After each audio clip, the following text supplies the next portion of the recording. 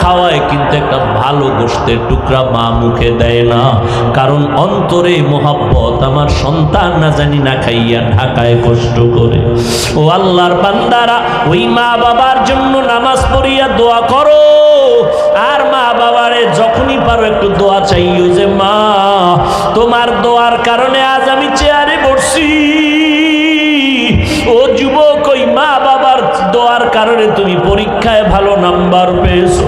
ওই মা বাবার দোয়ার কারণে, চোখের পানির কারণে আজকে তুমি টাকা পয়সা বাড়ি গাড়ির মালিক। ওই মা বাবা কত কান্নাই যে কাঁদলেন।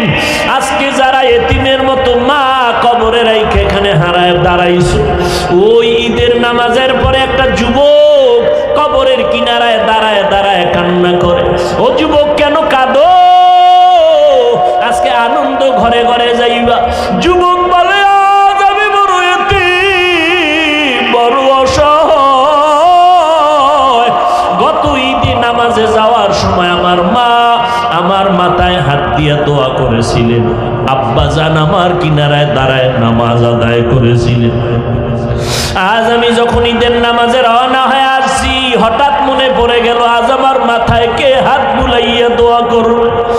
আজ আমার মায়ের বিছানা খালি, আমার মা নাই, আমার বাবাই কই।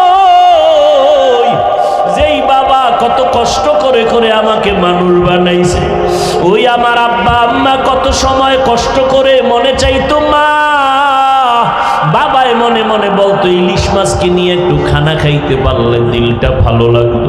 কিন্তু মনে আশা ছিল, টাকা নাই, কিনতে পারে নাই।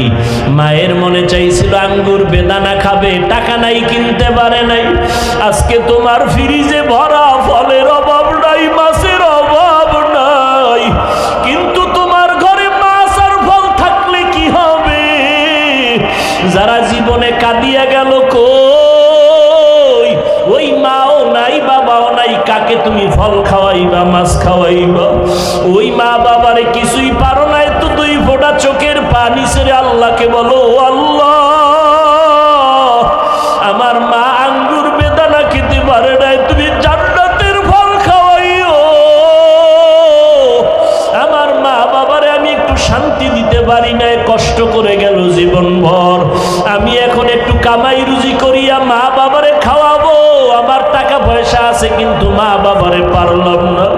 ওই মা বাবা জীবনভর কষ্ট করিয়া কান্না করে আজকে কবরে চুষিয়া আছে। ও আল্লাহ, আমার মায়ের যদি আজকে বেঁচে থাকতেন, আমি টাকা দিয়া নতুন নতুন শাড়ি পরাইতাম, এসির রুমে ঘুম পাড়াইতাম। আমার বাবারে আমি কত এসিওয়ালা রুম দিয়ে আরাম দিতাম, কিন্তু আমার টাকা আছে, এসি আছে, কিন্তু মা নাই, বাবাও নাই। ও নিষ্ঠুর সন্তানেরা, এত নিষ্ঠুর কেন হইছ? এক ফোঁটা চোখের পানি ছেড়ে আমার মালিকের কান্না করে বলো, ও আল্লাহ আমার মা কবরে, বাবা কবরে, দেওয়ার মতো কিছু নাই, তুমি জান্নাতের বিছানাটা বিছাইয়া দিও। ওই মা বাবারে জান্নাত দাও, ওই মা বাবার বাধ্যগত সন্তান হইয়া দোয়া করার তৌফিক দাও। আজকে স্ত্রীর পেছনে দৌড়াও, টাকা খরচ করো।